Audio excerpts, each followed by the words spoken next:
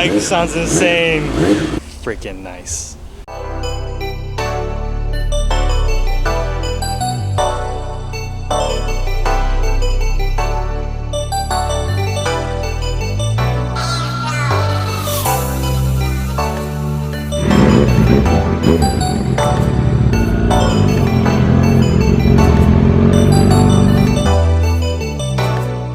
Yeah, so pretty much all the fairings are done. We're going to keep this open because we're actually going to be taking this bike to get it tuned over in, what's it called? Powerhouse Motorsports. Yeah, Powerhouse Motorsports is actually going to be tuning this bike.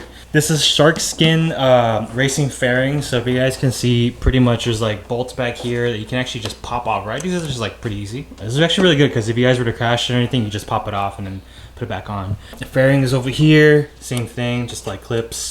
But yeah, if you guys didn't, that's how it is, bro. It's just like it's like pretty.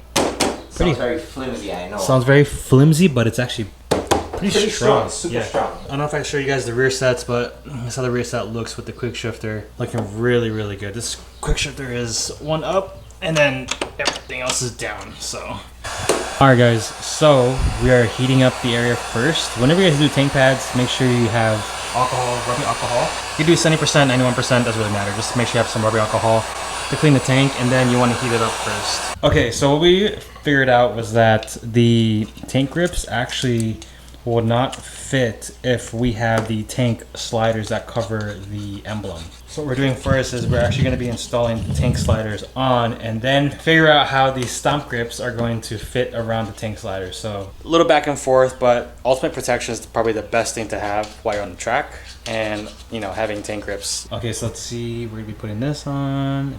Are these necessary? Do you think these are necessary? Certain bikes, see the R6 tank is like very outwards. So when the bike low sides, there's a chance that when it low sides, it's gonna scrape on the tarmac. So in order to avoid it from, you know, getting pierced, that's the purpose of the tank sliders. This is the piece, so it goes like this.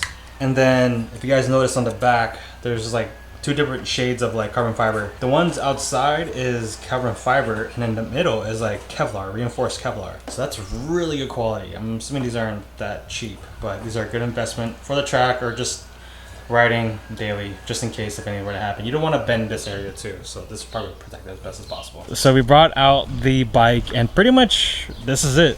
This is the bike. This is how it's going to be going to the track. We couldn't install the tank pads yet because we are waiting for the tank sliders to heal. So we taped it, left it like that. Fairings are in, everything in the front, all the suspension work is done, steel brake lines. We have the exhaust, which we're going to give you guys a nice cold start to. Rear fairing, rear sets, everything is pretty much complete. And these are the two bikes that we'll be taking to the track. And we're going to give you guys a nice cold start of the new Acura exhaust line.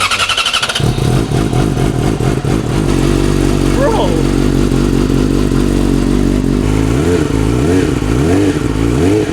Oh yeah, we have a pit lane button as well.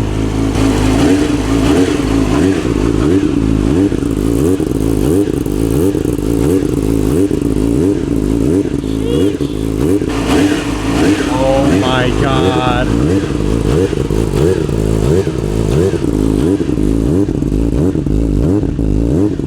The bike sounds insane.